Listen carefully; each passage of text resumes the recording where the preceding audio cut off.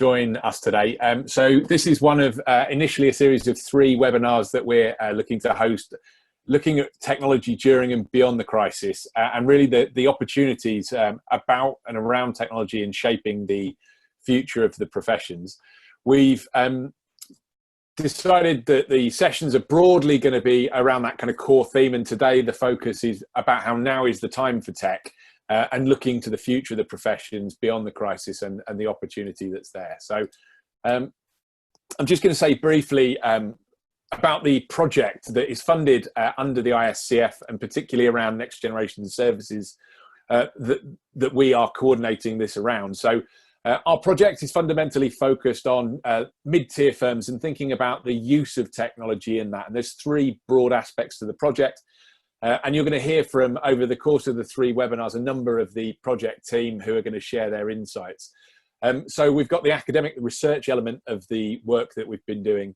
The second part of the project is trying to look at future scenarios. And I think we can all say that COVID has certainly brought some of those scenarios forward. And the rationale for this webinar series is really to begin to think about what some of those future implications are and the use of tech within that for the future competitiveness and productivity of the professions.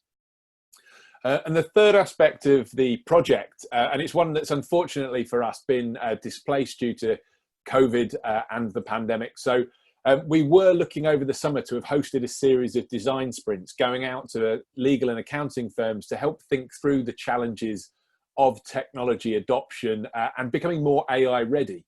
So we haven't been able to do and deliver that in the way that we'd anticipated, but we are still ongoing and live as a project. And with a number of firms now, we're thinking about how we can take these design sprints or elements and aspects of them online. So if after today you think this is something that you'd like to explore with us, we'd certainly like to try and take that opportunity and engage with people around that. So please do reach out with us as a project team.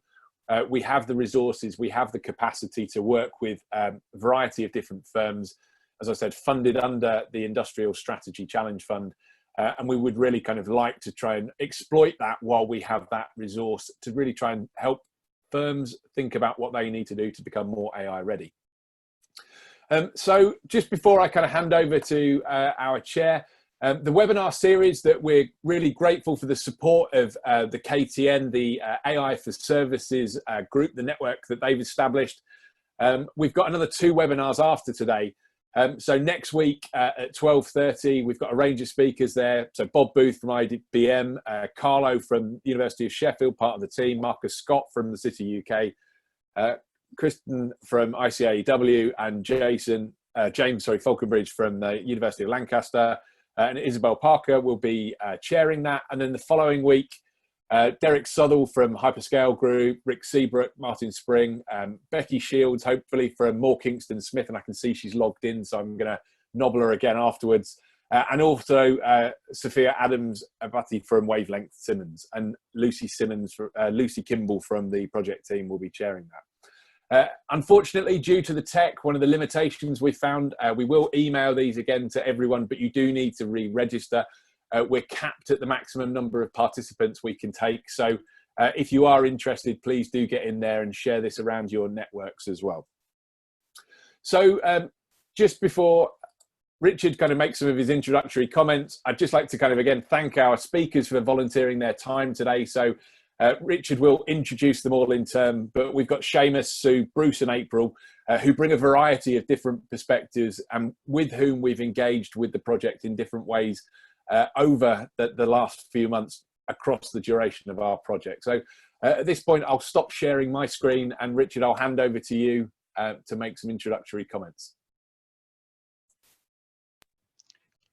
Well, thank you very much, Tim, and welcome everybody. There are far too many people on the call for me to ask you to introduce yourselves, but please welcome to this virtual space, and thank you for taking up an hour of your valuable day when you've probably got 53 other invitations to other webinars at the same time.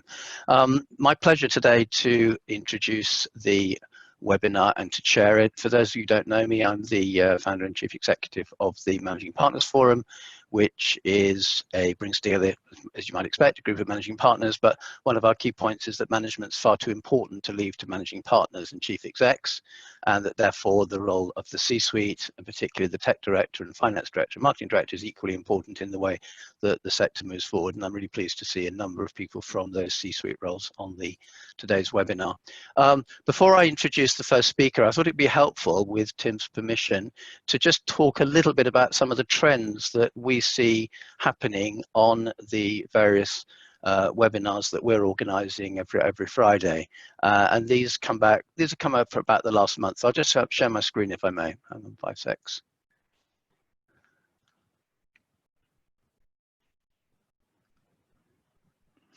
Okay, just as I said a second ago, these are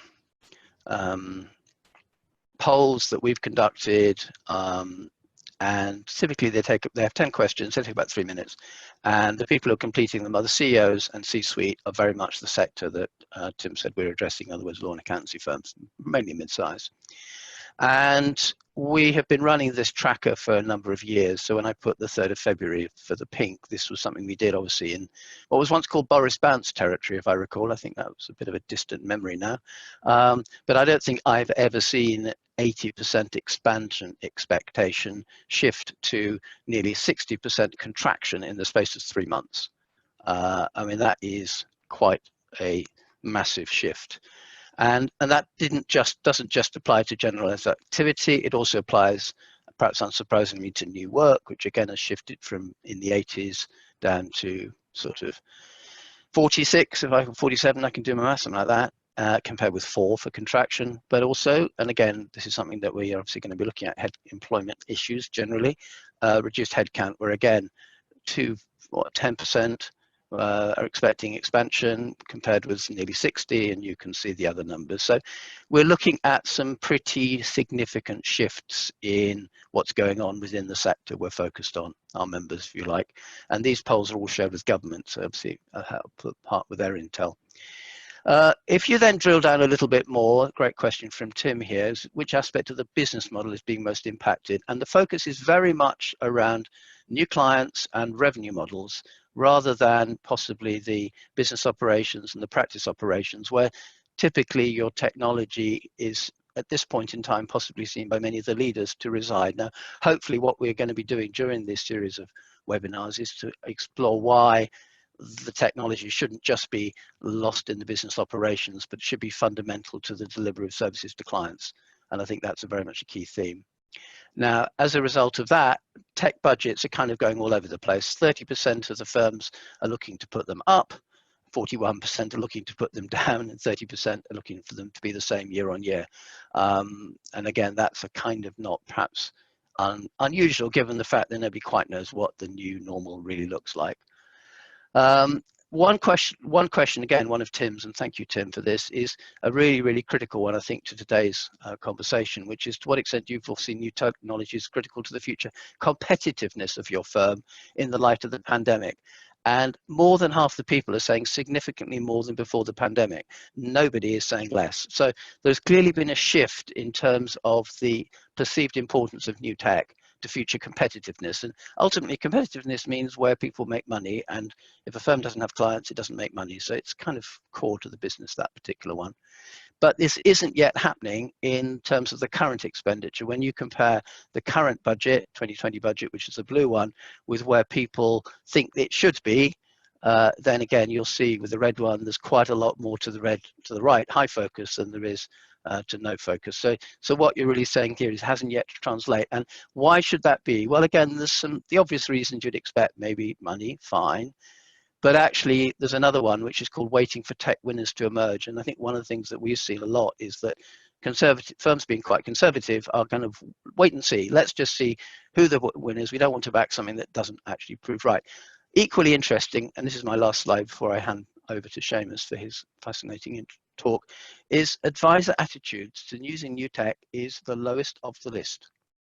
And I think most people thinking about professional services would say, yeah, it's the partners' attitudes. That's what's holding back the tech development here. Well, the message to me is quite clear from here.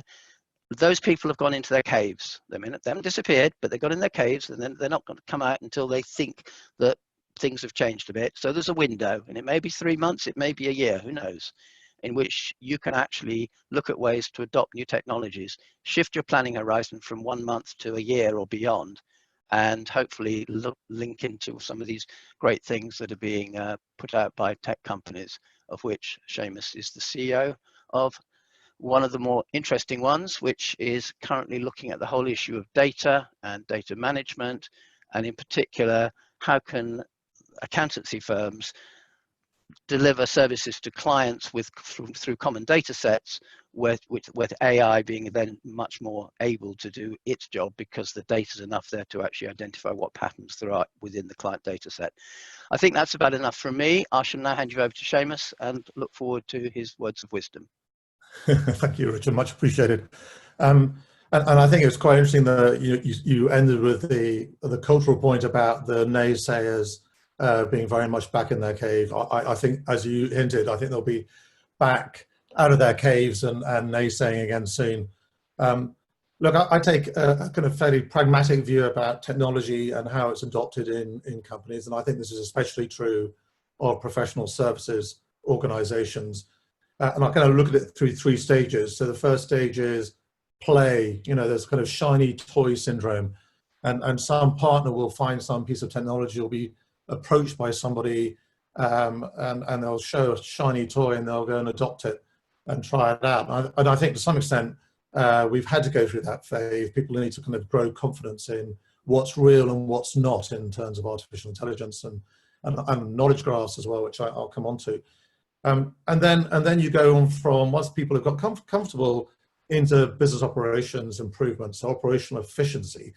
And I think what we're seeing at the moment is, well, we were before the COVID piece anyway, seeing a lot of operational efficiency piece. So we've all seen it in kind of using AI to find the right documents in team rooms, etc. I've seen a lot of things around using NLP to look at loan books, looking for anomalies in general ledgers, etc. So kind of really looking at technology and how do you bed it down into operations as it is today. And it's been quite interesting that the COVID experience has meant that some of the kind of more slow-moving firms have started shifting quite quickly in terms of operational efficiency. So there's greater adoption of even things like electronic signatures, which weren't completely used everywhere, but now the mid-tiers are starting to use them because actually the cultural resistance has gone down. There's Microsoft, who we partner with, actually rolled out in one professional services firm Teams, which they had a 2-year program to do it, and they did it in 3 days, right? So just because of COVID. So that experience of COVID's just kind of unblocked, we'll put the naysayers in the cave temporarily and remove some of the cultural barriers. This third stage, though, is all about changing the business model based off the back of technology. And we're starting to see some of those appear. So we've seen one large accounting organization is starting to think about offering corporate tax to mid-tiers using AI systems, etc., for free in return for the use of the client's data to anonymize and use elsewhere. And I think the major blocker for technology now, and I would say this given what I'm doing, is all about data. And as Richard alluded to, NGenB is a kind of cross-industry piece. We're working with 13 accounting firms, a handful of law firms. We're working with the ICAWs, etc., and heavily with Microsoft, doing kind of common data models and knowledge graphs around data to release a client data in a way which can be then better used in the accounting firms, law firms, using AI, etc. So I think we're now in the kind of moving from rapid adoption and operational efficiency, and I think some of the firms are going to start moving to new business models. And I think COVID's got a lot to thank for the cultural blockers being removed. I still think there's enough cynicism, and there needs to be, around some kind of mass adoption of AI, which will destroy all jobs in professional services. Now, that may or may not be true 5-10 years away, but actually let's keep clear and true to where we are today. So I think that's all I want to say, Richard, before I can answer questions later on. So I'll hand back to you. Yeah, thanks, Seamus. No, that's really interesting. I think it's great that law and accountancy are working together. I mean, they've always kind of seen themselves as separate silos, and the reality is that whether you're a frontline lawyer and a frontline accountant, you resent being managed and you resent having tech foisted upon you, and in that you are common across the piece. The product you deliver, I think, is absolutely the same. Now I'd like to invite Sue Daly, who is the Associate Director of Tech and Innovation at Tech UK, which is a really interesting organisation, which obviously covers more than professional services, looking at ways to make sure that tech is increasingly part of our life, I think is probably the best way to describe it. Sue, over to you. Well, thank you, and thank you for the opportunity to be here today with such an amazing panel. So yeah, I'm Sue Daly from Tech UK. For those of you that don't know Tech UK, we are the trade association for the UK tech sector. I lead all our work around tech and innovation, so that can include all our work around AI, data, cloud, IoT, edge, and emerging technologies such as quantum and digital ID and beyond. So a broad reach.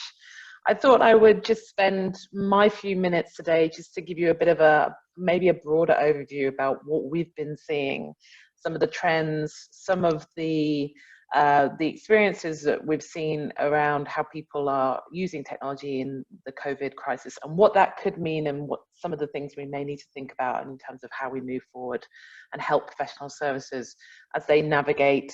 I know people hate the term the new norm, but where we may be emerging and going. So Tech UK, we've been working with our community and helping our community reach out to organisations and communities across the whole of the UK around how technology can help in this situation. Of course, an unprecedented crisis that we're all had to really very rapidly get our head around.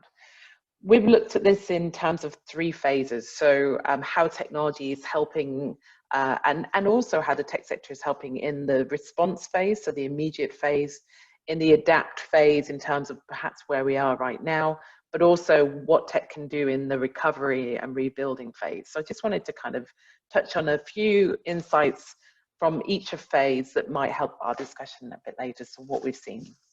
So of course, in the response phase, when COVID immediately hit, digital technology obviously had, right from the beginning, has played a key role in helping organizations. And the way we see it is keeping us digitally together while we're physically apart. The trends, of course, and as we've talked about already, has been a rapid increase in take-up of a range of different technologies, ranging from cloud, data analytics, and others. And just some of the numbers are quite staggering. So Zoom, which we're on right now, so in December, they had 10 million users. Today, it's 300 million users. And their revenue's gone from 623 million to 1.8 billion. In January, there were 1.4 million new downloads of business apps. In the first week of March, that is estimated to have got to about 6.7 million.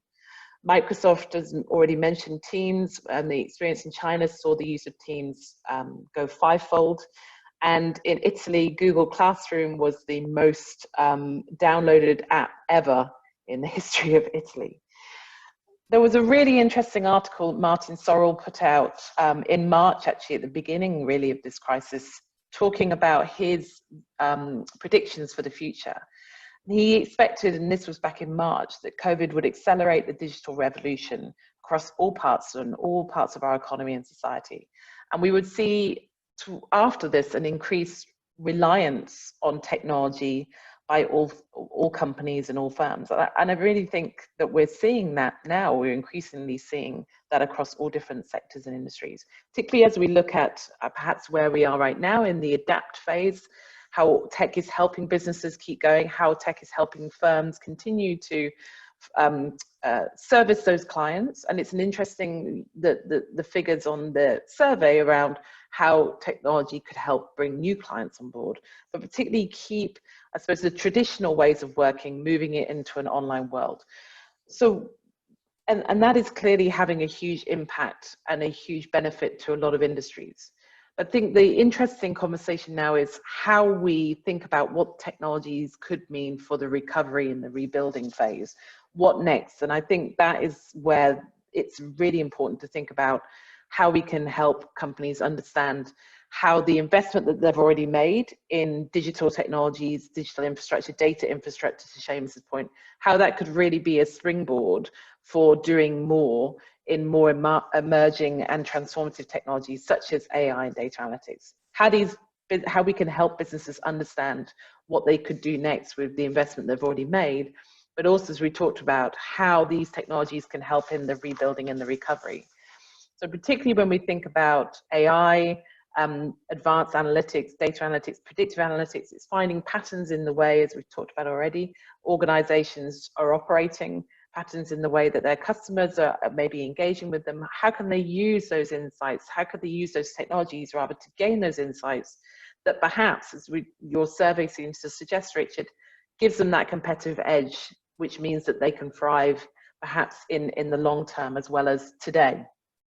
So I think what happens next is really important. I think obviously AI and data, to Seamus's point, I completely agree, will have a key role.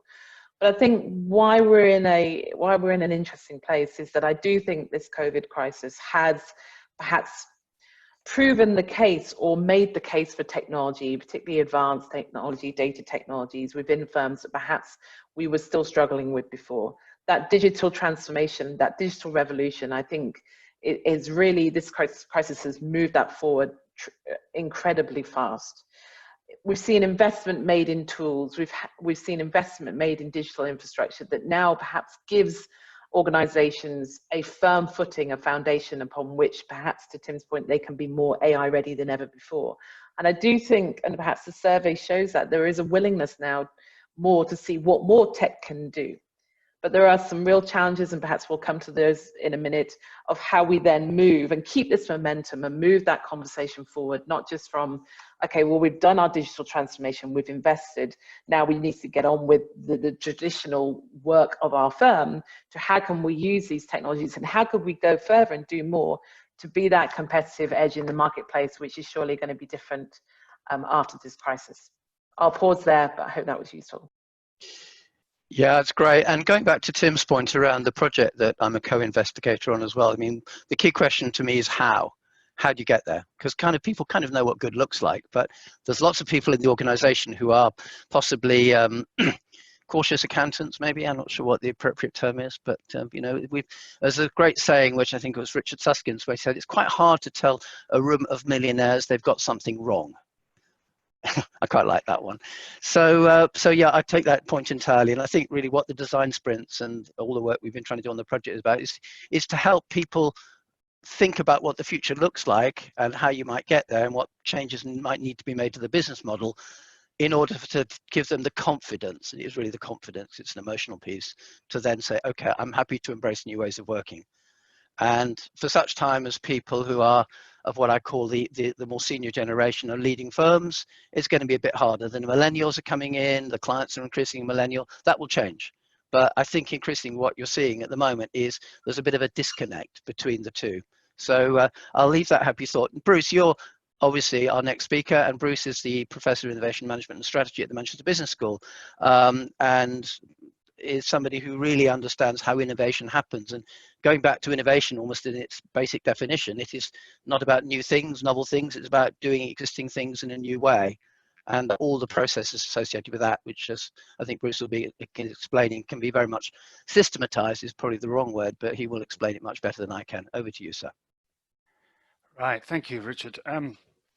Okay, so this seminar's about now is the time for tech, which of course kind of raises an interesting question, like why was yesterday not the time for tech?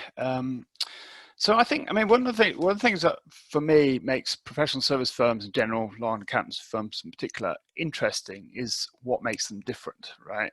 And so some people have been given some thought to this, and clearly one thing that makes them different is their high reliance on highly educated people, professional staff. Another thing that makes them different is that they tend to have low capital intensity. And actually, we'll be a bit more specific about this. They have a low specific capital intensity. So if you think about manufacturing of something like cars, for example, what you see in a factory is lots of very specific capital, i.e. capital made for the specific task of making cars, right? So, but professional service firms don't tend to have this, right? Which raises interesting questions as to why not. But it's also true that they actually have quite high capital intensity in terms of the use of generic technologies. So we're all using Zoom now. Now, Zoom is a generic technology. It's not used by anyone, any specific part of the economy, right? So what's interesting is they're quite good, very good at adapting generic technologies, Microsoft Office, for example, smartphones, all this stuff. And what's interesting with that is this kind of, it's essentially quite cheap, right? And you get a lot of bang for your buck with generic technologies, especially when coupled with intelligent people, right? So you've got, essentially you could see a business model which couples intelligent people with cheap, powerful generic technologies. And in some ways this works really well, right? So, and actually it can be very difficult for advanced technologies to overtake this basic human technology, right? I remember a few years ago, I did a study on air traffic control, right? And one way to improve efficiency in air traffic control is to sequence the aircraft that land and take off, right? This is what we call a traveling salesman problem. And we can do this in our heads really easily. But it turned out it was really hard for computers to do this, right? So to what point does the computers overtake the human is, again, kind of really challenging and difficult. So I think one of the questions we've got to think about is to what extent firms are prepared to invest in specific technologies as opposed to generic technologies, and the mix between generic technologies and people, right? The second thing I want to talk about is innovation, right? So I'm a professor of innovation, so you might think I'm a big advocate of innovation, right? We should, but I mean, for me, it's kind of become a bit ridiculous, right? It's become something of a new religion. The Economist called it a new religion a few years ago. And I think, people tend to sort of bang on about disruptive innovation. They seem to love the idea of disruptive innovation. Quite why, I've got no idea, because disruptive innovation basically destroys the status quo. And if you're an incumbent, you don't want to destroy the status quo, right? You might want to move up the league table a little bit, but you don't want the whole thing to be, you don't want to go from playing football to playing basketball, because you're probably no good at that. So, but I think it raises lots of questions about why now, right? So one thing we know about organizations is they're full of truces, right? We basically don't like to disrupt the apple cart. We like to just carry on with how things have worked. If you've ever moved from one firm to another, you kind of you sort of have this sense of dislocation when you get into the new firm, because you can't quite work out how they do things around here and why they don't do things a bit differently, right? But that's a sense of the way organizations form truces around what gets done. And that also makes it difficult to change, because those people who gain through changes typically don't say a lot, and those people who do lose moan like hell, right? So you've got this tension around trying not to change. It worked. And I think this is particularly strong amongst organizations which don't have kind of routines around innovation. So if you think about a car company, every couple of years, it's going to introduce a new model of car. So it's organizationally designed to develop new things and introduce them. But that's not the case with professional service firms, right? You kind of go from one project to another, or one case to another, and there's not that sort of structure around introducing changes. So I think this makes it really quite hard to change, apart from things like lacks of budget, lacks of organization. And so I think it's unsurprising that innovation happens most often either when there's a crisis like COVID, or when firms face an existential crisis, right? If the firm's going down the Swanee, everybody realizes we have to change or we're going to die. And so it's very common to see that's when it happens most. And I think also with things like COVID is that we suddenly realize that we can do things differently, right? So for me, I'm here in Manchester, and I don't no longer have to go to meetings in London, which might take me all day, so it's fantastic, isn't it, right? So it's kind of suddenly realizing the opportunities that arise. And these can be through basic technologies, right? And then it also becomes acceptable. It's no longer unacceptable to not go to the office, right? So it kind of frees us up. So I think it's kind of, the point really is, the question then is what do we keep and what do we change, right? What are we going to sustain after this crisis, and what are we going to go back to? How many of us are going to end up going back to the office as normal, or how many of us are going to just change over? So the last thing I want to sort of talk about very briefly is kind of a plug for design, right? I'm a big fan of design, have been for a long time. Unfortunately, lots of people think design's about making things look pretty. I don't think it's about making things look pretty. I think it's about thinking about how things can be better, right? So there's a form of abductive thinking, which is about the ability to sort of think what might be and how things might be better. And so one of the problems I have with tech, and I kind of come very much from a tech, sort of innovation really started out by being about tech. And the trouble is that tech always seems to be pushed, right? But for me, technologies are solutions. And you've got to have your problems first, right? And I think what design is really good is identifying spaces in which solutions can be introduced or developed. So I don't know how many people know about design thinking, but design thinking is really sort of three parts to it. One is to identify what's desirable, what changes would be desirable. You know, not going to the office every day would be desirable, right? And then secondly, do we have solutions, technological, organizational solution to that, which we can implement or develop and implement? And then thirdly, is it sort of business-wise viable, right? So we can get that triumvirate going. That's how we kind of can change. So it's also a kind of interesting process of enrollment. So a lot of innovation also stalls because it's not bought into. So those are my three elements. You know, what is the nature of professional services, and why, you know, this dependence on generic technologies, this sort of nature of innovation, particularly around crisis moments, and thirdly, a plug for design. Thank you very much. Thanks, Bruce. That's great.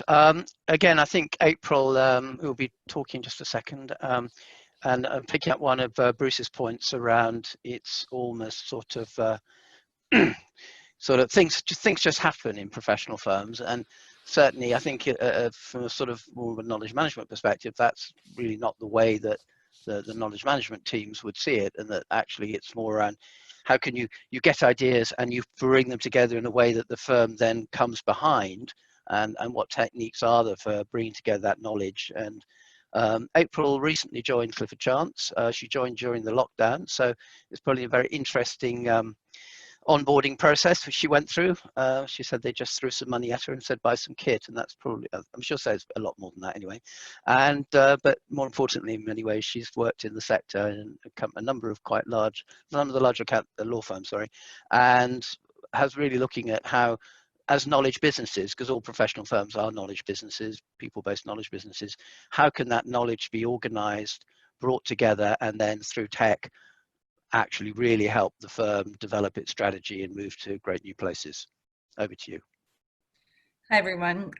Yes, as mentioned, I have just joined Clifford Chance, so I have had the pleasure of both leaving a job, handing over to somebody else, and starting a new job, all from behind a screen. And, you know, I would say my onboarding at Clifford Chance was the smoothest technical onboarding I've ever had, because a lot of effort was pushed into the technology. And by that, I mean the platforms that are being used. But I've had three observations from that. One is that while the applications run smoothly, they are limited by the fact that I didn't have a machine. So a really small thing, but it's the simple stuff. So physical equipment is one of the challenges that we face with this pandemic and the use of technology and our need to have machines. As was mentioned, we have a budget for buying things like computers, monitors, chairs, desks, but that isn't typical.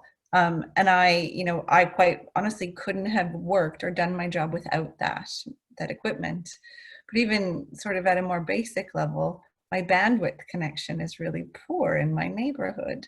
And so I'm perpetually having to turn my video off because I can't, it stalls. It's just like a really simple thing, but it's actually fundamental to the successful adoption of technology, because the response obviously from the users is that, oh, well, it can't be my bandwidth or my computer. It must be the application. So yes, you've rolled out Teams to me, but now I want Zoom, and I want this, and I want that. And so, I think I currently have about 7 different choices with which I can collaborate with my colleagues and other people. and there isn't a strategy around the management of that information. So picking up on some of the earlier points about the acceleration of adoption, you know, I couldn't agree more that people's strategies suddenly were accelerated. And I think as a result, what we would normally have spent a lot of time on around managing the information about where it's going, how it's being used, and how you find it, we had to skip that step. And it's actually going to create a bit more of a mess than we had before. And I think it's a real danger. And then the third thing that I kind of wanted to talk about, which I actually think is a real danger, is relationship building. So as a new person, I've had to build all of my professional relationships in my new place via video, which is different. It's a different experience, and it's fine and it works, except that it's creating a culture, I find, of needing to be on more than I think you would in the office. And I'm really lucky because I have a firm that, you know, supports me and provides me with money to get equipment. And because I have a place in my home where I can do these calls and it's quiet. I am not a young student. I'm not a young professional with 8 flatmates who all have to do the same, you know, the same job from one kitchen. I'm not put in that position, but there are a lot of people who are, and you know, we have to think about how technology, while it makes it easier for them to do it, there are lots of other things that actually make it harder and are getting in the way. And this culture of sort of always being on has, I think, also been accelerated by the pandemic and the use of technology. So I am someone who does not send emails on the weekend. I do not send emails at night. I write them, I'm not gonna lie, I work on them, but I don't send them until Monday morning, because there's nothing more stressful than seeing your work phone blow up on a Sunday afternoon. You know, you can't get to bed because all you're thinking about is all of the work that you have to do. And I really try to respect people's time. But I found that with this culture of being expected to be available because the technology is there, and there is no reason now why you shouldn't be available, that there is this sort of assumption that, yeah, I am going to send you emails on the weekend and I am going to send you emails at night. Now I'm still holding firm to I'm not responding, but you know, it is a challenge, and it's a challenge for people who have to work flexibly, because like the students who have flatmates, there are parents with children, partners who are also working in the same space, and you got to take turns. So how does their flexible working pattern, how is that going to be managed as well with this sort of, you know, ease of technology? How are we going to kind of keep the balance of just ourselves? So those are my thoughts so far. Thank you very much, April. That kind of takes us to the end of our sort of short talks from each of our presenters. Tim, is there anything you'd like to add at this point, or should we go straight to the panel session? No, I think the talks kind of frame quite nicely a lot of the things that the project's about, and so I'm looking forward to the kind of discussion, and I'll hand it over and maybe just say a couple of words at the end. Great. Okay. I love the. Can I pick up April's point about a mess? Because it seems to me that, and maybe this is linking in with Bruce's point as well, about the need to make sure that things are done in a structured way around innovation. That because everybody has rushed in, and the digital technologies have been embraced, and people are working from home, albeit with the constraints that April shared. Are we building a mess for the future, in the sense that the data and the knowledge in the firm is being kind of spread, everybody working in isolation, that the central databases of knowledge, the things that have kept the firm going, particularly for the younger lawyers or the young accountants who are in a training phase and need much more of a hand-holding type relationship? I mean, does the panel have views, or are we storing up problems for the future, looking now in the way that we have embraced tech and sorted out our infrastructure? I'll throw it open to whoever's interested in responding to that one. I might quickly respond to that one, if you don't mind, because it comes back to some of the other points about budgets around technology. And so while in the past it's been difficult to get money for tech, it's been even harder to get money for data management, at least in my experience, to convince someone that you actually need an architect for your information. You need a master data management strategy. And while it sounds epically boring, it is fundamental. And so in these tighter times, I anticipate that those conversations are going to be the harder ones to have, because your COO or your CEO can see, yeah, okay, I get why we need to pay for X number of Zoom licenses or Microsoft Teams. I see that directly. I get that. But explaining to them what's happening to their data and why we need to actually structure it, I think is a bit of a harder conversation. And I throw it open to the rest of the panel to get their comments on that. Seamus, do you have any thoughts on that, given a lot of what you're doing is trying to bring data together in a way that you can see patterns? I think April's absolutely right, though. You know, historically, knowledge management in accountancy firms, not necessarily legal firms, it hasn't been a priority, right, in terms of it's going to be, you know, a thankless task. But you know, what we're trying to do is trying to create standard data models for the industry rather than for a firm. And actually, I think that would hopefully open up innovation, right? Allow more people to adopt technology because it's relying on the same data set. But I agree in terms of the point you're making, Richard, in terms of the young people and how do they engage and learn from each other and from the mentoring of more senior people when they're distributed around, and how do you capture that knowledge and give it to them, given the distribution of people is difficult. And then as business models start to change the structures, you know, the classic kind of partner to 20 to 28 staff model starts to change because of technology, and that close mentoring you had before, that's all going to change. So I think the creation of wisdom within junior staff so that they can become parts of the future, I think it's going to be a real struggle. And that's not just a COVID thing, but it's accelerated by COVID and made more complex by COVID and the distribution of people. Sue, you were talking, I think, around a range of issues that the tech industry, the UK tech industry, has been focusing on, and you mentioned briefly this issue of sales, and I'd quite like to come back to all new clients. But do you have any sort of insights as to, we are a knowledge-based sector, perhaps more than many others, but do you have any views as to the extent to which the tech industry is looking to develop tools to help with that knowledge management, knowledge curation, knowledge sharing context? Oh, absolutely. And I think I think there is, I get the point about the challenges around knowledge sharing within organizations and supposing get people engaging and people learning from each other. But I also would say I think this situation has brought people together in a way within organizations you may not have seen before. So it's opened up opportunities for, I mean, within organizations to have mentoring and people talking to other parts of the businesses, even buddy systems. I know a lot of organizations have that, perhaps are meaning people are connecting in a way that they didn't before. And technology is enabling that to happen. So I think it's a challenge, but also an opportunity. And also I think it's important to see, and to April's point, as long as you can see the person in front of you, right? You've got the bandwidth. I know I'm having conversations with people in organizations that I wouldn't have had before. And also, you know, I think that helps to that knowledge sharing.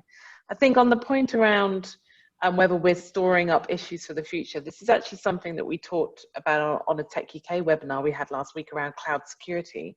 So obviously a big shift and move to cloud. Are people doing it with, or have people done it with all the checks and balances that they would have had if they had not done it very, very quickly and immediately?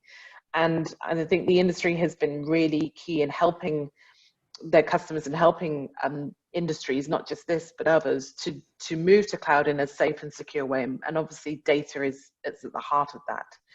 And I think the experience that we're seeing is that organizations take that security, the importance of getting security right. And I think about that as cybersecurity as well as data security, data governance and data security, because and I hate to play GDPR bingo, but because you have things like GDPR, it very much focuses the mind about how organizations, firms are using data, are collecting data, are storing data, are managing data.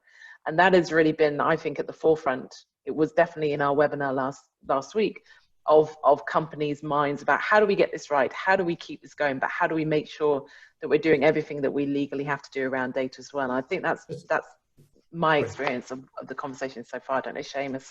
I was going to say, just, I mean, the clients I talk to, the end clients I talk to, are saying that they don't want to share data with professional services firms anymore, right?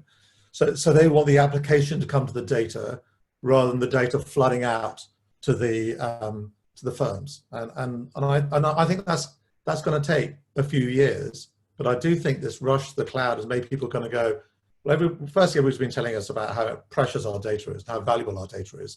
Now we put it onto the cloud, so it's and actually the Teams thing works, etc. There is a security issue, but we don't want it leaking out all over the place anymore. You know, do you know what I mean? We need to find a way of allowing the applications to come to the data, or the skills and capabilities of the professional service organizations to come to the data, rather than data going all over the place. So I think that's a thing which is accelerating because of COVID as well. Yeah, I would agree, and I think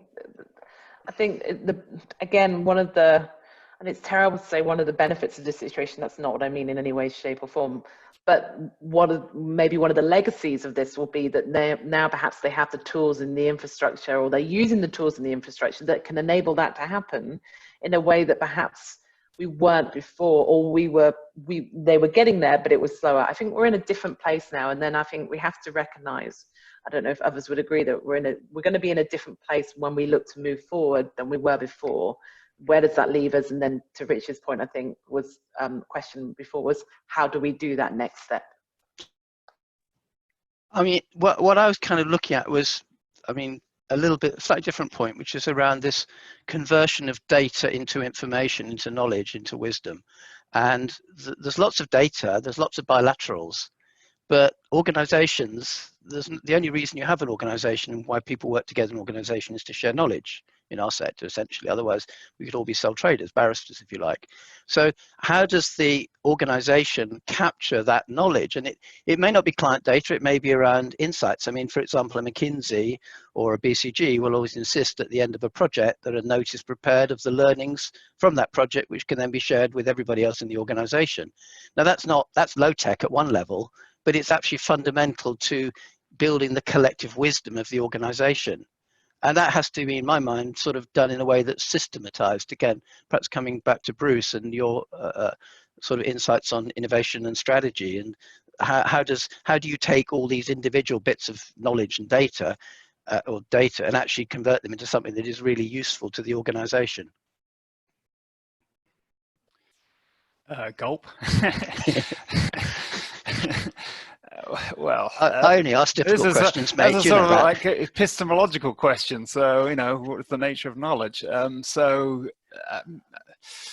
Yeah. Well, I don't know, because I don't think I necessarily agree with you in terms of the sort of the data up approach, right? So, are you basically saying that data is the raw material that makes the organization run, or is it the ability of the human to understand and interpret information which may or may not be data, right? So what are you putting as the key in terms of these organizations? And I think I wouldn't really agree in the sense that I don't see it as data up.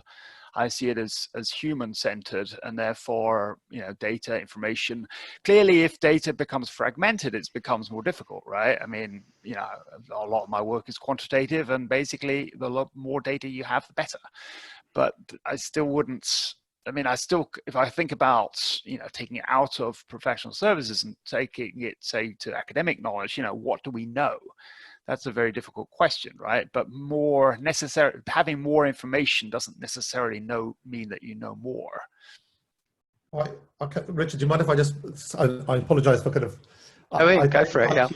I absolutely agree with that. I think you mentioned Richard Susskind thing, and I think his model is right in terms of there's transactional, there's judgment. So I wouldn't use knowledge, I'll use judgment, and there's wisdom at the top, right? Whatever wisdom is, right? So wisdom, and I think where Bruce was going is kind of that I think there's something around judgment, which is, you know, I think Richard Susskind describes it as being a transactional decision without enough information, right? So you don't have enough data, so therefore you're bringing, you know, your judgment into play. So I think you need to do bottom up and top down. I think Bruce is absolutely right. The kind of wisdom and knowledge coming down, looking at data alongside other things, right, alongside experience, etc. But I think there's a big layer in the middle, which is judgment, which is transactional decisions without enough information. And I think that's the bit which is the low-hanging fruit for the next 3 years. Richard, can I, there's a couple of questions that have come in on the chat, which I don't know if you want to pick up. So one of them was around the kind of the typical cycles in terms of times and budget that are associated with new tech adoption. And wondered if you might want to say a bit of that, perhaps, Seamus, and I'll hand back over to Richard, but there's a couple more in there. Sure. Hopefully that everyone can see them. And I think, again, this issue around knowledge and maybe intelligence, and there's some interesting insights coming from Rotman in Canada, or from around you'll never get a machine to be capable of doing the judgment bit. And again, that's, I think, something that some people may or may not agree with. But as I said, if anybody has any views as to how do we keep up with and what do we change, that would be really helpful as well. So, but also, would you want a machine to make a judgment? You know, if you're up in court and you've done something wrong, and you know, you're naughty boy or naughty girl, you know, do you want some machine to say, right, that's it? Or, you know, do we want ultimately people to make those decisions, even if people don't make the perfect decisions? I don't mean judgment like that, actually, Bruce. Sorry. Okay, but I mean in sense of, you know, I think it's, you know, so yeah, okay. It's decision. If the Richard Susskind book's quite clear about it, it's kind of like an oncologist will make a decision about the pathway you put a human being onto. There are 20 pathways in the US, for instance, you know, which you decide. And if they looked at all the data and didn't just spend 15 minutes, then they would choose the right pathway or within the range of 3 or 4. But actually, they don't have the time to do all the data, so therefore they make a judgment. And that's the definition of judgment. I absolutely agree. I don't want to go to court and have, you know, a robot tell me I'm guilty just because of the way I look or some AI system. So yeah, apologies if that confused anybody. That's not the case. Yeah, sorry, yeah, go. So I was going to touch on Christina's question about what do we change and what do we keep, but happy to hold fire. No, go for it. It's fine. Just a few thoughts really in terms of what do we keep and what do we change. What do we keep? I think we keep, as I said in my opening remarks, we need to keep the momentum. We need to keep, you know, the excitement, and I hope, you know, the kind of confidence has come up a word quite a few times around how new technologies can help organizations do what they need to do, and even connect people in different ways. We definitely need to keep that. We need to keep that direction of travel in terms of, yeah, we understand why investment in tech is important and what it can mean to firms. I think we also need to be thinking about what technologies can do to even drive more efficiencies and to the issue around the survey competitiveness, and also how it can change industries and sectors that are going to have to work in a different way. So if I think about it in terms of what we need to change, data, and obviously we've talked a lot about data within companies, within professional organizations. Absolutely, their data. But what could we do more around opening up open data, you know, non-personal data, data that could help society and could help economy and actually could help this whole industry evolve and change, and other industries, as we've seen in the open banking movement.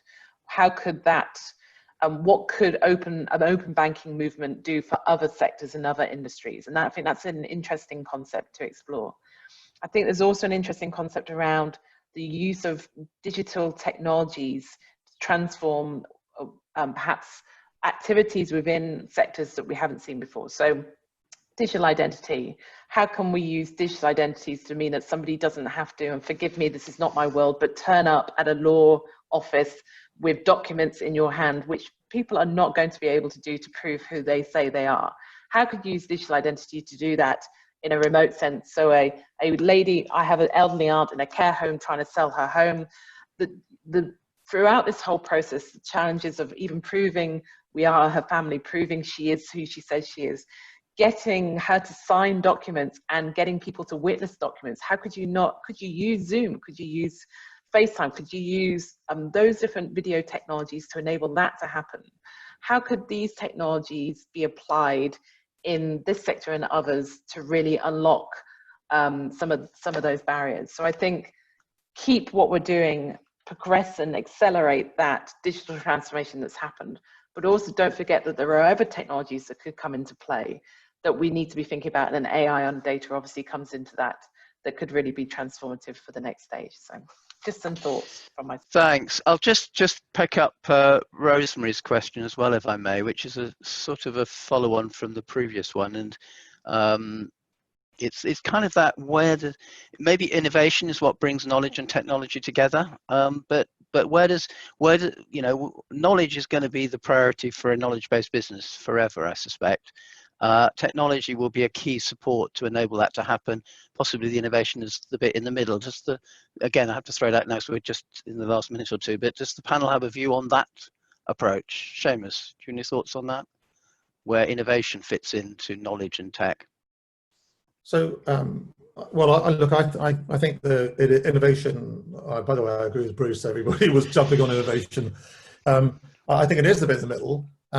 But it should be removing the stuff that people do not need to do, right? The friction. So Engine B is actually what we're trying to do is in an open source way, open banking for corporate data, right? That's all we're trying to do, and open source it all. And actually, if you can get rid of the friction and then allow AI to augment the people in the right way, I think if that's innovation, then that's exactly what we should be doing. I think kind of allowing the junior work, which actually everybody hates, 25 to 30% of what time was wasted in professional services cleaning up data. Let's get rid of that. Let's get rid of the boring tick boxing stuff. Let's augment people with so they can grow as human beings, but actually do interesting work. So. April, do you have any thoughts from your sort of knowledge innovation perspective? Yeah, and sort of, because I've done all of those things actually. Like I've done knowledge, I've done innovation, I've done product development. I have a slightly different view. While I do think that innovation is about optimization and it's removing the friction, for me, the thing that I'm really passionate about is using innovation to sort of fundamentally change the way that we do things. So not so much incremental improvements, which I agree are important, but it's about taking an entirely new look at, should we be doing this or should we be doing something different? And if so, like, how are we doing it? So taking the example of, identification of an individual, agreed, should we be requiring people to physically present to confirm their identity? Yes or no? It's a question that just we need to answer. And so for me, this idea of sort of innovation and knowledge, it's about taking what we've learned and finding new questions as well as new answers. Before I hand back to Tim, Bruce, do you have any final thoughts of an epidemiological, I can't even get the word right, perspective? Yeah, a couple of thoughts. Well, I mean, there's lots of different forms of innovation, right? So there's efficiency-orientated innovation, there's product expanding forms of innovation, there's organization innovation. So one final thought, I think I saw this last night, the night before. I saw, apparently when factories were first developed, they were developed around steam power, right? And steam power centralized the factory because there was one central source of power, right? So you had to organize around that. And then when electricity came in, it allowed for disbursement of activity, right? But disbursement of activity didn't happen for ages, right? Even though it was allowed. So it took a long time to roll through. And I think that's a kind of interesting thing. So I think about the organizational structure of the office, right? Is how I can see an organizational disbursement from the office. And that would really be very profound if that were the case, right? Because you think about the power of big cities like London is based around centralization of offices. So if that organizational innovation can come about, if we can be dispersed like we are now, that's a very, very profound form of innovation, I think. In our sector, I suspect, based on the polls, I haven't showed this one today, but the polls suggest that most people are not expecting their people to be back in the office come October or even later than that. So there's definitely a sense. I think we're now at time, so if I may, I'll hand you back to Tim. Hopefully we've been able to address your question. Now is the time for tech and the future of the sector beyond the crisis. I suspect we'll continue debating that issue for many months to come, but if at least we've made a start on behalf of the project team, then I'm delighted to have been here and to have had my awesome panel, and obviously all the people quietly in the background, like actually Zoe and Sally, who are actually making it happen too. So thank you to everybody, and I'll hand you back, if I may, now to Tim. Okay, yeah, thanks very much, Richard, and thanks again to all of the panel. I'd just like to kind of echo the thanks to Zoe and Sally on the project team, and Astrid and the AI for Services team that have helped get this first webinar up and running at fairly kind of short notice. I think, and reading the comment there as well, just seeing the message come in from Phil, one of the key things that our project is about trying to introduce design thinking into how firms approach AI readiness. And I know that Lucy Kimball has come back to you, Phil, but we'll follow up on offline as well. I hope people have kind of enjoyed today. It's obviously a challenging forum to try and integrate and get people's views and opinions, but we've tried our best through the chat, and we will continue to through the next seminars and webinars. If you have got any thoughts or you're interested to contribute, I think one of the things that in putting this together, we recognise that there's already perhaps an appetite for more than simply 3 of these, so we might well look to extend the series. So if you do have thoughts of where you'd like to see us go next, but if I could just remind everyone, please do have a look at the website and register for next time. We'll send out a reminder link as well, but we hope to see you again next week. And if you have enjoyed it and it has resonated, please do recommend it to others. We need to acquire a larger Zoom license and put more money in their pockets. So if we've got a good reason to do that, then obviously we'd be happy to. So thanks for joining us today. Thanks again to Richard and the panel, and we will hopefully see as many of you as we can again next week.